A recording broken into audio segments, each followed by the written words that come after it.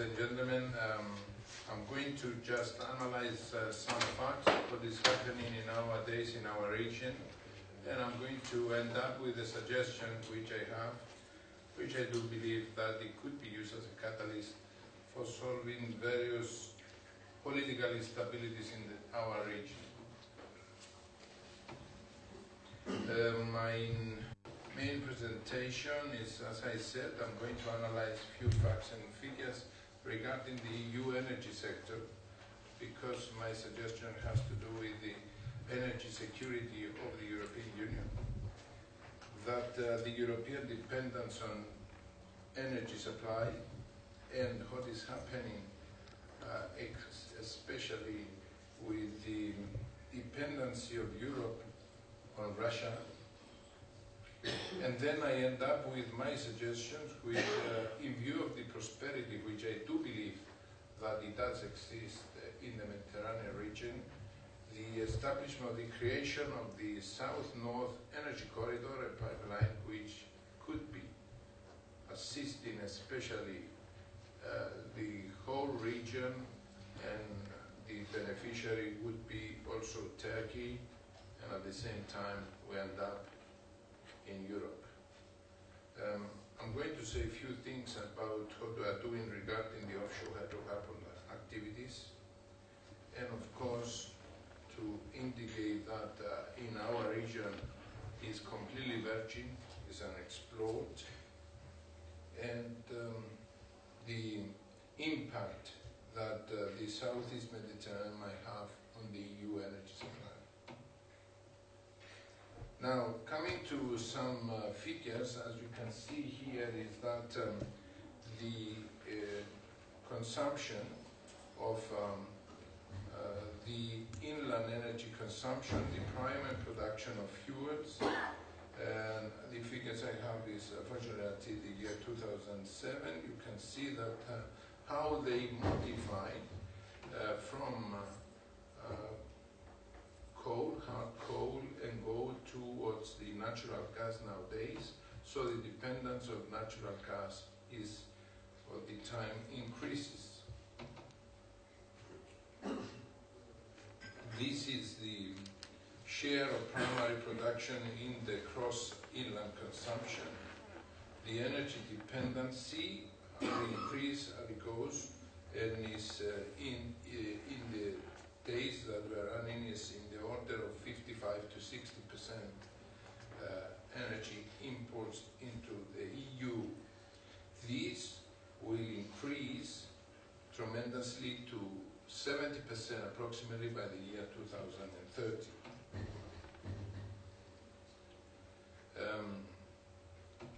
You can see here, as I mentioned already, that the fuel that is predominant in the energy usage is natural gas. Of course, the oil products, they are going to continue have a substantial amount, but the energy regarding electricity generation is going to be nuclear as well as from natural gas.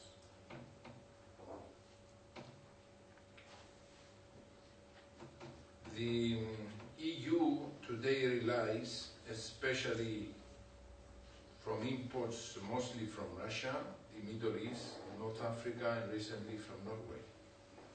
Some of these regions, they do suffer from political instability and the risk of terrorism, or that there might be any uncertainties. They threaten the use of energy as a political weapon, and they do use it.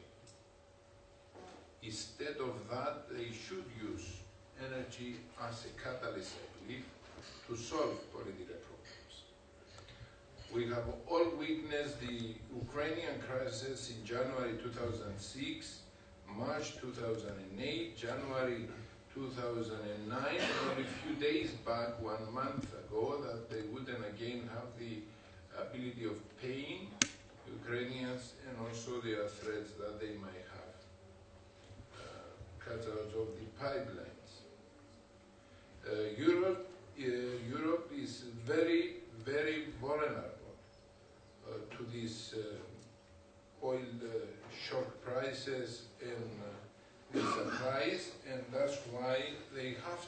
alternatives.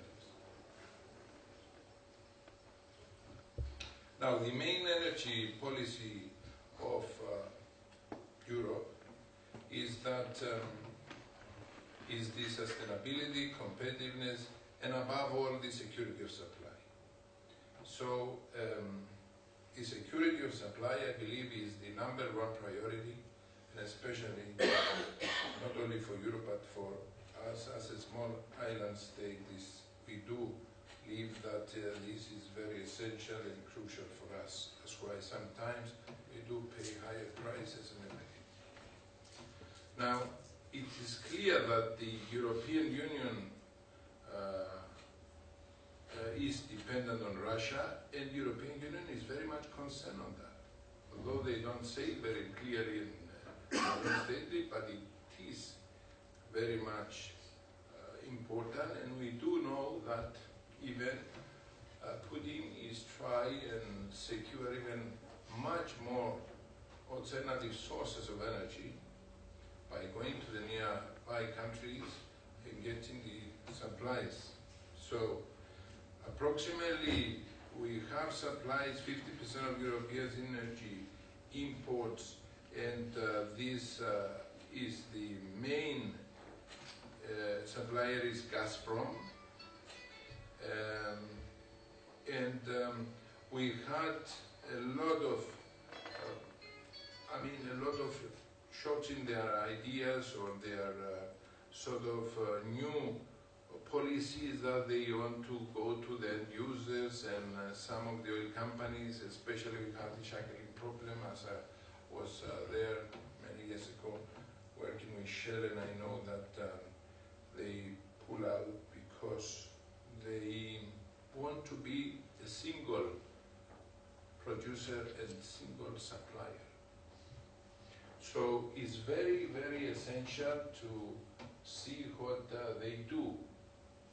These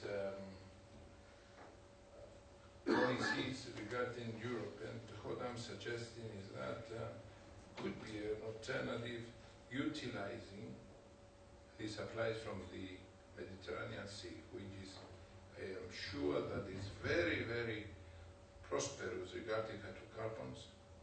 I'm saying this for some years now, and there is a necessity of an market outlet, and where is going to be. I mean, for example, if tomorrow, if next year or the year after we discover oil and gas, the market of Cyprus is not adequate, so we have to find other supplies. And if it's going to be gas, we have to find where to sell it. Now, we know various projects that there is a pipeline, and we know that there are a lot of influences, political, not to materialize those projects. Like, for example, Nabucco project. And we know what they want, the Russians, with the South Stream. We know all these other lines, as you have seen here, the Baku, Tbilisi, the Turkey, Greece, Italy, the South Caucasus pipeline, all those pipelines, they are not considering that Mediterranean Sea is also an alternative.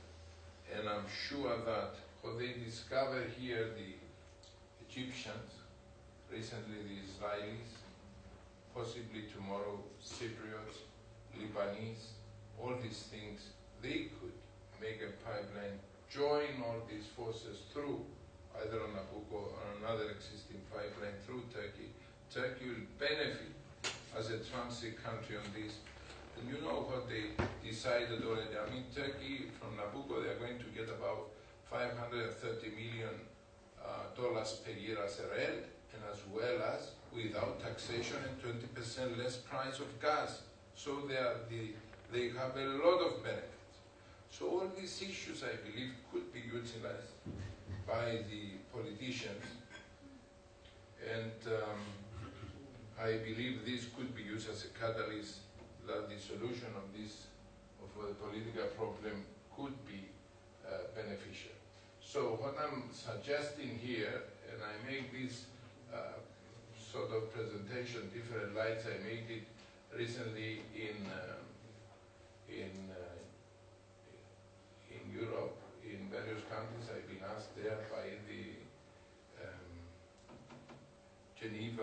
also in the oil club, private oil club of OPEC, and I discussed this, and this idea was very welcome, and also at Houston about 2 weeks ago.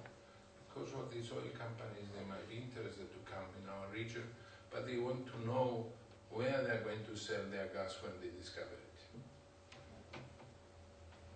So we have already the Arab gas pipeline in operation since the year 2003. Well, I was among those people who were initiated about a few years back. Cyprus was at the time interested in joining with them. But also there is the infrastructure of LNG in those, especially in Egypt, in Damietta and Itku. The Iraq-Israeli oil pipeline is already now under reconstruction. It's going to be in operation. And also, what do we do now in Palestinians? They made 3 wells there with British gas, and they are all 3 successful. Is there in some years, 3-4 years ago, they discovered that. And recently, what I'm going to show you later on, because the Israelis they discovered. The Israelis discovered a very, very big, it was a very big structure in the region. And I'm not going to tell you a lot of geological things here, but this is a reality. This is what they do. Our friends here, the Egyptians, all these blocks and these activities, they carried out already 156 wells in the Mediterranean Sea, and a lot of people, they did believe in the past that is because of the Nile Delta, and that is why this prosperity of oil and gas in the region. It's not so. It's in the Mediterranean Sea, and it's more than 80% their reserves. I can show you here, that is 81% is in the Mediterranean Sea. In the Nile Delta, as you can see there, in the Delta is 2%. So it is true that we are talking about the virgin area, the Mediterranean Sea, and there is prospectivity in the region. And we did a lot of work, a big survey, and we have very serious companies now being interested, and we sold them and we are selling them our data. We sold them last week. We sold the data, for example, after I've been at the Houston exhibition there, we sold them to Shell, to Statoil, to Total. All these BP is very much interested. A lot of those companies, they show a great interest. So you can see here what the Egyptians they do. Now, this is another reality. And I had a meeting when I was at Houston with the CEO of Nobel. And what they initially had in mind was 2.5 TCF. And I've been in their strong room and they show me exactly, because a lot of people, they say different sort of things. They are indicated now, they estimate in the order of 8 TCF, which might last the needs of Israel for 40 years, 35 years. Trillion standard cubic feet. Trillion standard cubic feet. Volume, yes. It's the second biggest discovery of last year, this one. And I would say, make a borehole beneath the evaporates, beneath the salt. We have a layer of salt of about, the evaporates about 2 kilometers. Not many people, they would believe like this. They did it and that's what they discovered. And not very far from us, it's in the order of 65 nautical miles. We do have similar structures in our exclusive economic zone. And we do believe that within possibly next year or the year after, we're going to have also the first borehole in Block 12 there. We have given one block to the same company, the American company. They have already issued tenders, and by the year 2012, they believe they are going to have the gas from their own reserves to the shore of Israel. So they're using very fast track to utilize the gas they have. And this gas is very nice quality.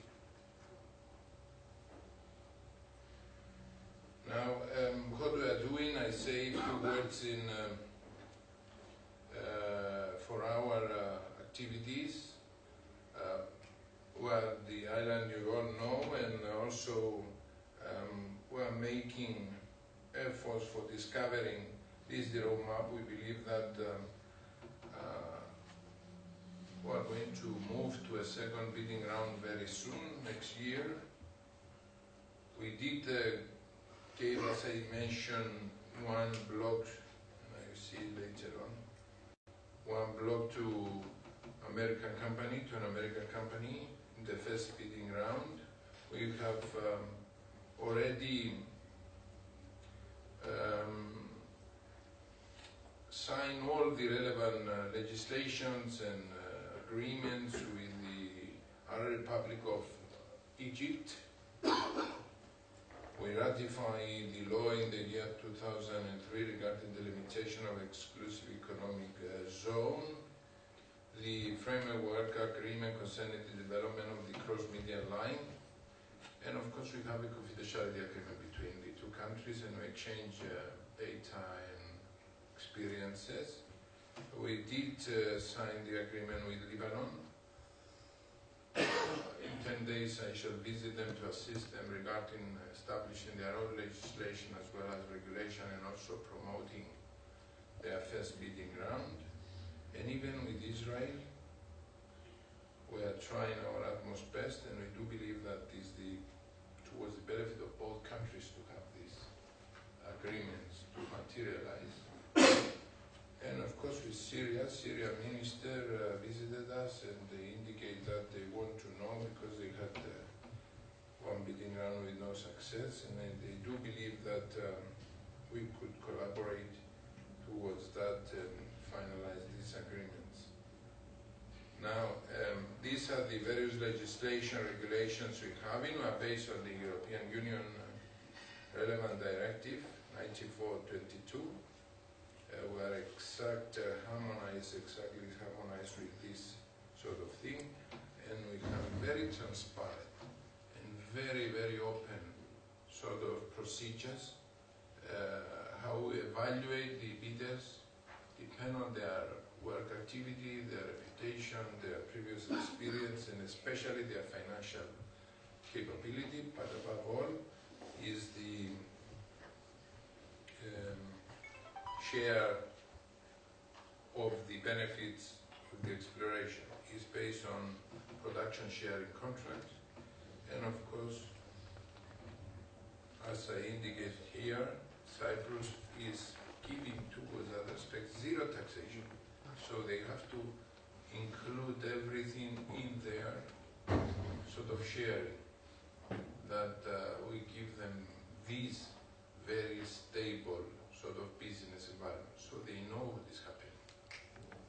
Compare, for example, in England, in the last 5 years, they changed their royalties 8 times. But if you're telling them that, look, we have here zero taxation, you have to calculate all these issues in your production sharing contract, is very welcome by the oil company. So another sort of new idea I suggested, and it has been adopted, is that the sharing is not stable. These may be modified according to the international prices of crude oil prevails at the time. So, for example, if the oil prices is, as it used to be, $147 per barrel, so per ton at the time, this sharing might be, of course, decrease, and the sharing of the government can be increased. So we have a modification, and we have different tiers reflected and associated with the prices they prevail internationally. This has been welcome, and now Egypt, they are following similar sort of procedures in some other countries. The various licenses we are giving is the exploration license, as we have given already to the American company, and is very much dependent on their development and production plan, the environmental impact assessment study, and of course, as I said, the main evaluation criteria, technical and financial, the ways they are going to carry out their activities, and of course the efficiency and the responsibility of their activities before. Because national security and public interests are also some of the criteria which we have to take into consideration. These are some of the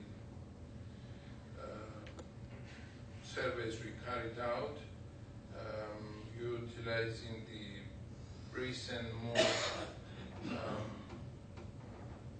developed technology with GeoStreamer, which is clarity of the data is much more. Is the first country in the world we use this for very big survey. We have indicated to BP, to Shell, and to Statoil as well. They use Cyprus as a thing, but you can see very nice structures. You can see how things are up. So something must be underneath and pushing it up to have such big, and we are talking very big structures. So these are some technical things, how long we're giving them, for how long we're giving them the license. They have to do and show that they are doing activities within the first 3 years, otherwise we might not extend this license, which we can give 2 extensions, 2 renewals, 2 years each. So in case they don't do anything, we might not renew. And if we renew, of course, we relinquish 25% of the area. We reduce that area.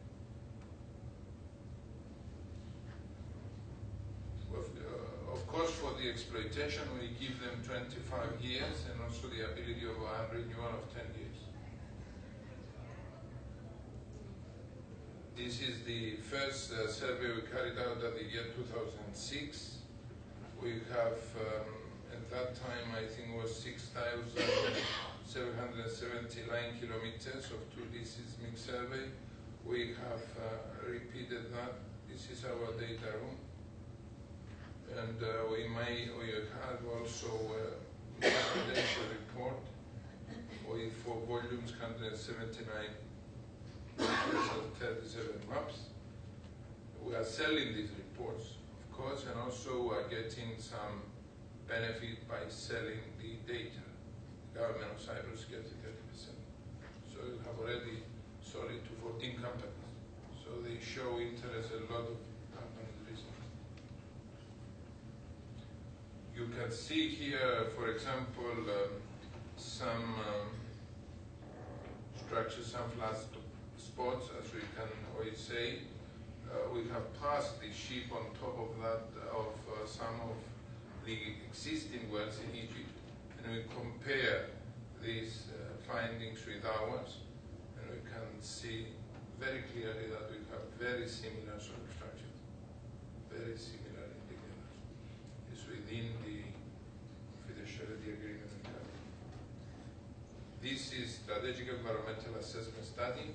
We did it, and Cyprus is the second country after England and the North Sea that we carried out environmental strategic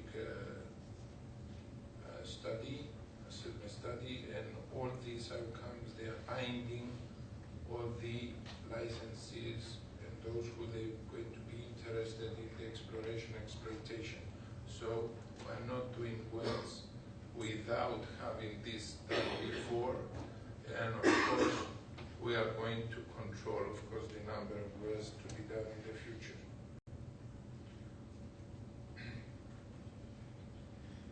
These 2 blocks, we left them in the first round, the first bidding round, because we wanted to make 3D. We make a 3D in block 3 together with Lebanon.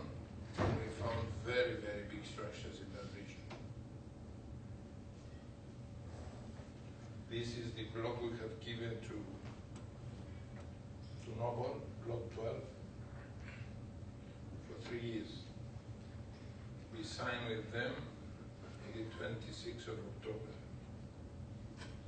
They already made 3D survey in that block. And they finished it about a month ago.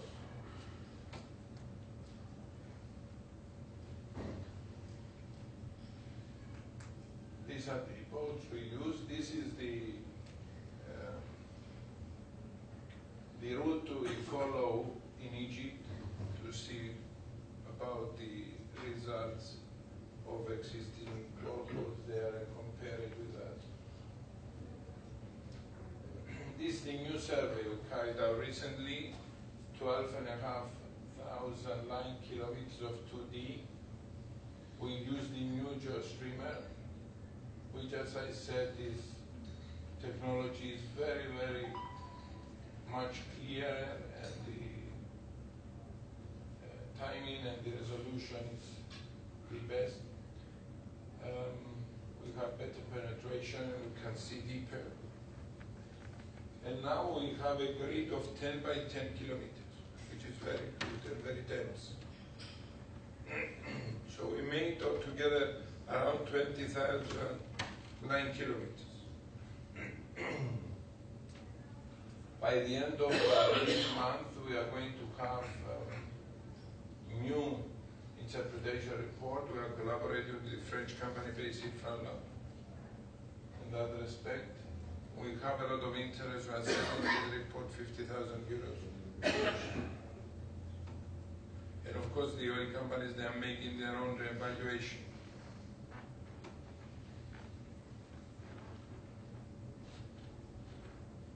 Well, we do believe that in the second bidding round, we are going to have a lot of data. We're going to have this first survey of 2006, the 3D survey of 659 square kilometers. We're going to have the new data with the new GeoStreamer of 12,200 line kilometers, the new 2D interpretation report, and of course the 3D interpretation report. Well, this statement already been indicated by Mr.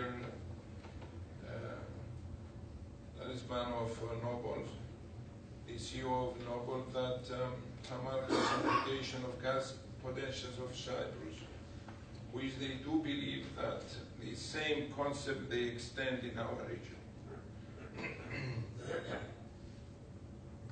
This is what we had about 3 weeks ago. Our booth at the SEC Houston exhibition. A lot of people, they participated there. They do visit the convention, about 70,000 people, and our presentation, especially on this, was among the 18 selected papers there. I was presenting the case of Cyprus. After coming back, as I said, Statoil and Total and also Shell, they indicated very, very pronounced interest, and we start closing deal with them for selling the data. Well, just closing down, I wanted just to analyze all these things that EU worries about the dependency of Russia's supplies. And I think this is clear, although of course they try to enhance the relationship they have. You know that they withdrew recently from the Energy Charter. EU is looking for alternatives, sources of supply of gas and other fuels. And I do believe that Southeast Mediterranean region can make a substantial contribution towards that aspect, and at the same time could be used to enhance and increase the geopolitical stability in the region. The South-North Energy Corridor, as I named it anyway, could improve the cooperation and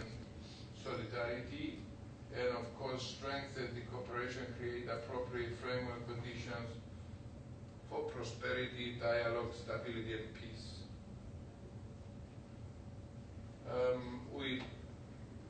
I do believe that it could be improved, the bilateral relation, developing synergies and enhancing the continuous regional cooperation, for example, Israel, Palestine, Cyprus, Turkey. And of course, help the whole region. That's how I see it, and I believe that we live one day to see this to materialize, and also that energy could be used not as a tool for different fights and war, but something that could help towards the stability. Thank you very much. Thank you.